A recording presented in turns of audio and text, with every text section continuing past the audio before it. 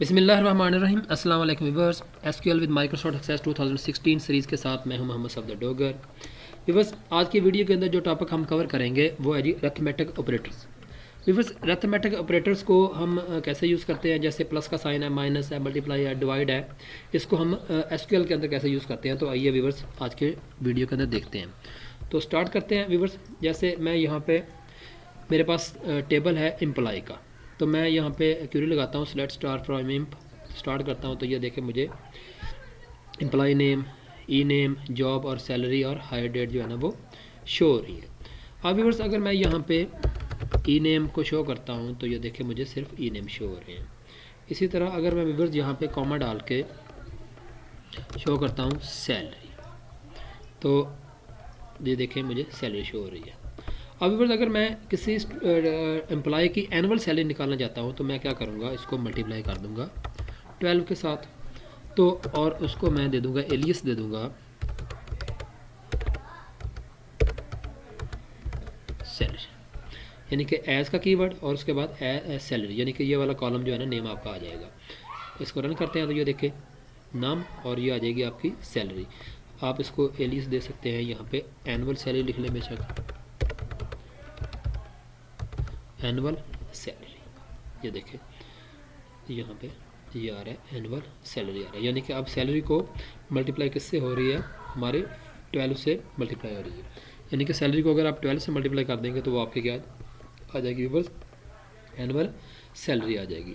अगर आप व्यूअर्स इसमें से कहते हैं कि ये टोटल सैलरी में से आप जो है ना वो इसका 2000 जो है ना वो डिडक्शन करना चाहते हैं तो आप -2000 कर दें, ये तो यहाँ पे आ जाएगा, ये देखें -2000 डिडक्शन हो रही है। तो इसी तरह आप वहाँ पे डिवाइड कर सकते हैं, मल्टीप्लाई कर सकते हैं व्यूअर्स। अगर आप इसको और अगर आप कहते हैं कि इसमें सैलरी को डिवाइड करना चाहता हूँ 30 से, तो ये आपकी आ जाएगी पर डे की सैलरी आ जाएगी, डे सैलरी। ये देखें यहाँ पे सैलरी को अगर 30 पे डिवाइड करें, हाँ, तो यहाँ पे आपको इंट का फंक्शन लिखना पड़ेगा। तो ये देखें ये आपकी पर डे सैलरी आ रही है। तो इंट का फंक्शन लिखने से ये होता है कि वो इसको इंटीजर में कन्वर्ट कर देगा, वरना वो शो नहीं होगा, ताकि ठीक हो व्यूअर्स। यानी कि ये आपकी आ जाएगी पर डे सैलरी आ जाएगी। ये देखिए ये आपकी पर डे सैलरी जो है ना वो शो हो रही है। इसी तरह व्यूअर्स अगर आप स्टूडेंट के टेबल के अंदर उसकी जो है ना एज निकालना चाहते हैं तो वो भी निकाल सकते हैं। जैसे मैं कहता हूँ सेलेक्ट स्टार फ्रॉम स्टूडेंट, तो ये देखें ये तमाम स्टूडेंट की डेट ऑफ बर्थ लिखी हुई है। तो आप अगर उसकी एज निकालना चाहते हैं तो यहाँ पे आ जाएगा सेलेक्ट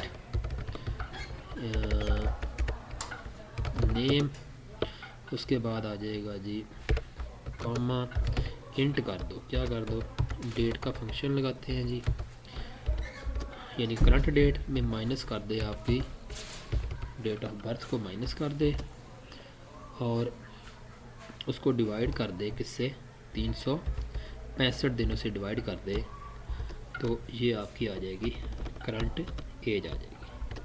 तो यहाँ पे आ जाएगा एज, यहाँ पे आ जाएगी एज आ जाएगी। पहले चला के देख लेते हैं। ये देखें ये 30 ईयर का है, ये 29 है, 40 है, 20 है, 40 है, 29 है, 39 है, 21 है, 31 है, 31, ये तमाम जो है ना इनकी, यानी कि क्या ये डेट का फंक्शन क्या करेगा, आपकी करंट डेट निकालेगा, आज के दिन की डेट, उसमें से माइनस कर देंगे डेट ऑफ बर्थ को और वो आपके दिन निकल आएंगे।